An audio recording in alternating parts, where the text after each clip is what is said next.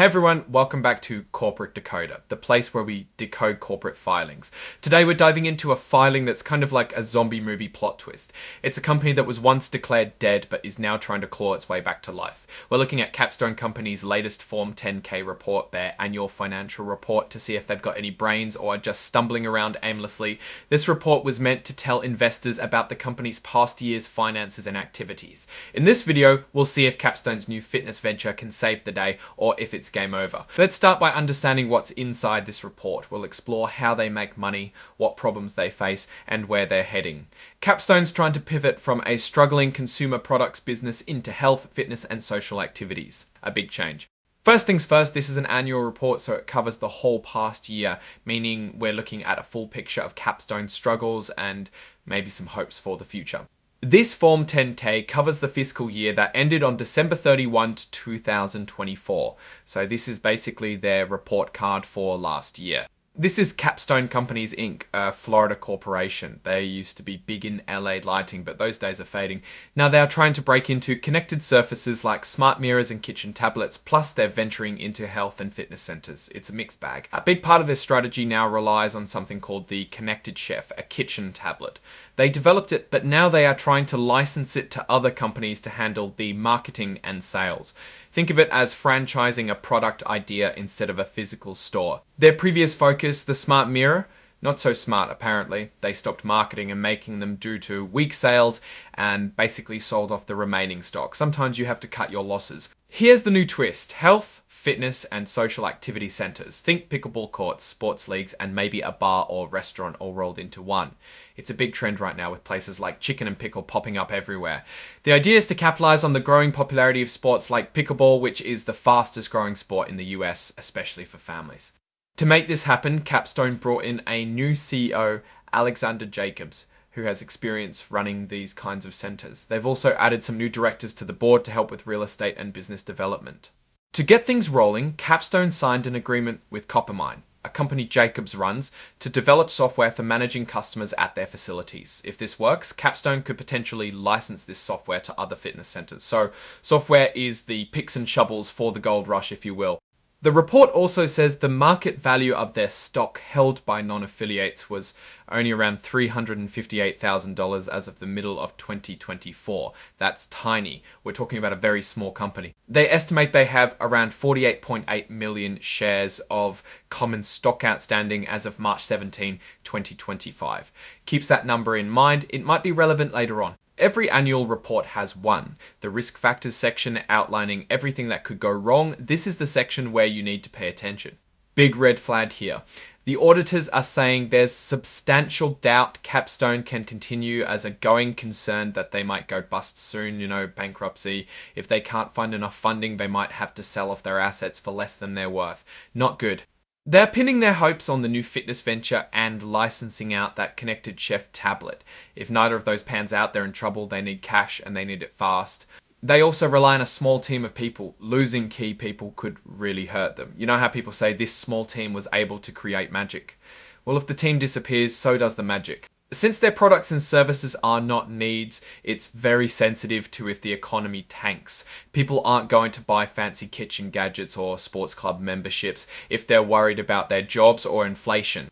The market is already crowded with bigger companies with deeper pockets, so it will be tough for them. Lawsuits over patents and copyrights could cost them a lot of money and time. This is another constant and dangerous part of business. If they license their product to overseas manufacturers, that also means dealing with tariffs, trade issues, and political risks, especially in places like China.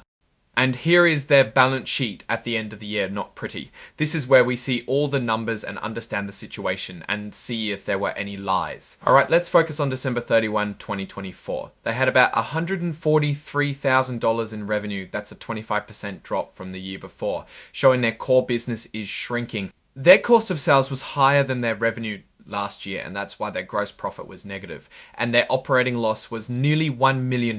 They're burning cash quickly. Professional fees, which includes things like accountants and lawyers, were almost double their revenue. That says they are spending more on advisors than actually running the business day to day. Zooming out of the P&L, Their operating loss says that the total loss for 2024 was $995,815 versus $1,634 from 2023. That says their operations are getting slightly leaner. They have significantly reduced the amount of expenses. Jumping down into the balance sheet, the assets they own and what they owe are not great. They are running a working capital deficit. They don't have enough liquid assets to cover short-term liabilities. But if you look at this the other way, that their stockholders' deficit decreased, became less negative from $222 million to $461,099 due to them on how you interpret. If you look at the cash flow statement, net cash used in operating activities reduced from approximately $614,000 in 2023 to approximately $290,000 in 2024. So again, they are getting leaner with their operations. This shows how the company was trying to trim their expenses, so to use less cash during operations. Lastly, the important one, they have a goodwill. Goodwill is the amount that the company cannot really define on its balance sheet. If you are confused about that, check out our other video. The goodwill reduced from $123 million to $70,000 and $73,000 in 2024. It has nothing to say about market risk. This says it all. Let's jump into management. The audit committee seems to have some qualified people. Jeffrey Guzzi seems experienced and he's considered independent, which is definitely a good sign. But like other companies, it had challenges recruiting quality people, and this is something that the company mentions. There were some interesting transactions involving preferred stock, basically cancelling debt in exchange for stock. Just in case you missed it, they're a penny stock, very, very risky. China and Hong Kong are also a potential pertinent issue for the company now that we've gone through the financial report. Let's zoom out and try to understand what's going on. Capstone is in a tough spot. Their old business is fading and they haven't yet proven they can make money in new ventures. But they are making strides to move in new directions. On the positive side, they're trying to innovate with new products and enter new markets.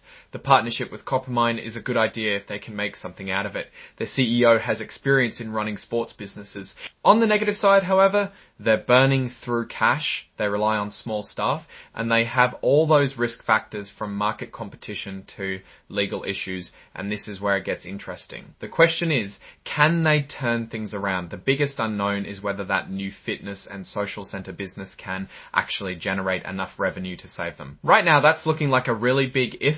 The zombie movie plot has taken a lot of interesting turns, but it is still too early to see how the movie will end. Thanks for watching. If you found this breakdown helpful, please give us a thumbs up, leave a comment, and subscribe for more corporate deep dives. Until next time, stay skeptical.